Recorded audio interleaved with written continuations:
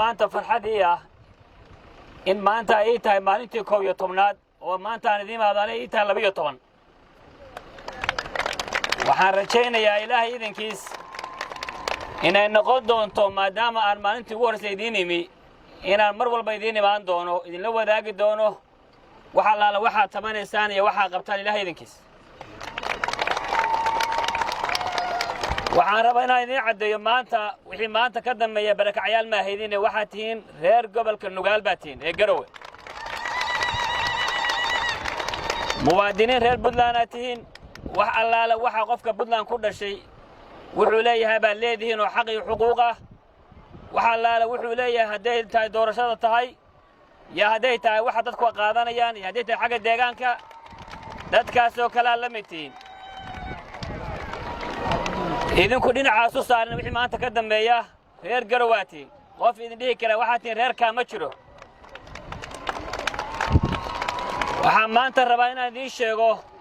baahiyaha aan loo sheegteen oo ay ugu horreysay caafimaadka waxbarashada deegaanka iyo dhammaan wixii la halmaala waxaan ilaahay idinka rajaynaynaa inaan si dhaqso uga jawaabi doono codsigiina soo gudbiseen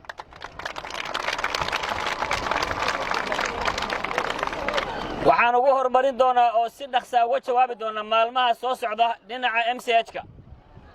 oo ama MCH cusub leedin dhiso ama kiina leedin hagaajiyo waxaan rajaynayaa ilaahay idinkiis midka deegaanka isagana inaa war degdeg naga maqli doontaan ilaahay idinkiis sida aad u kala muhiimsantihiin loo kala horumarin doono maxaa yeelay qof kasta waxa la rabaa sida loo kala liito in dadka loo kala horumarsho inta waxaan rabaa inaan ku bishaareeyo marka kale oo aan idin sheego inaad tihiin dad muwaadiniin ah oo wax dooran kara idinkan leedo dooran karo waxa hadda la bilaabay in la bilaabo doorashooyinka qof iyo cod oo qofku rabo dooran karo wixii maanta ka dambeeya waxa u diyaar garowdaan inaad xisbiyada ka qayb gashaan inaad isdiiwaan gelisaan inaad wax doorataan inaad noqoteen dad midaysan oo tiradooda iyo tayadooda midaysan tahay qofkay rabaana dooran karaan qofkay rabaana ay dooran karin kee jecel u yeeran karaan arrintaasna maanta idinku bishaareena waxaan jecelahay inaan mar labaad idin sheego inay maanta farxad weyn noo tahay dhammaantayo mas'uuliyiinta degmada inaan meeshan kala soo qayb galay annagoo idin dhageysanayna baahiyihiina kana jawaabi doona sida ugu dhaqsi ah baan u kala horeeyaan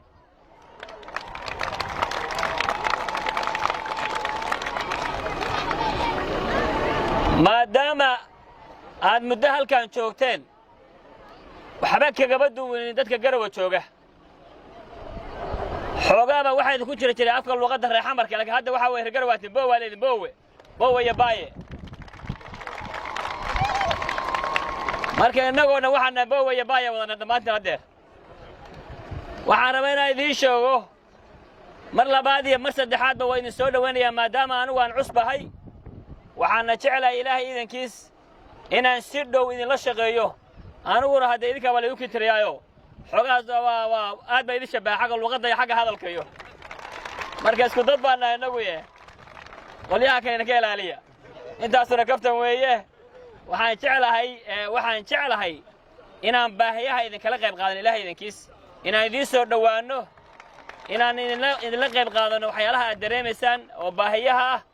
waxaan jecelahay inaan gacanta is qabsano dhamaantiin oo aan u tartarno qof iyo cod arinta ma qaadateen qof iyo cod ma qaadateen sidaas ay noo balana maalinta xisbiyadu bilowdaan ururadu bilowdaan qof walba isdiiwaan gali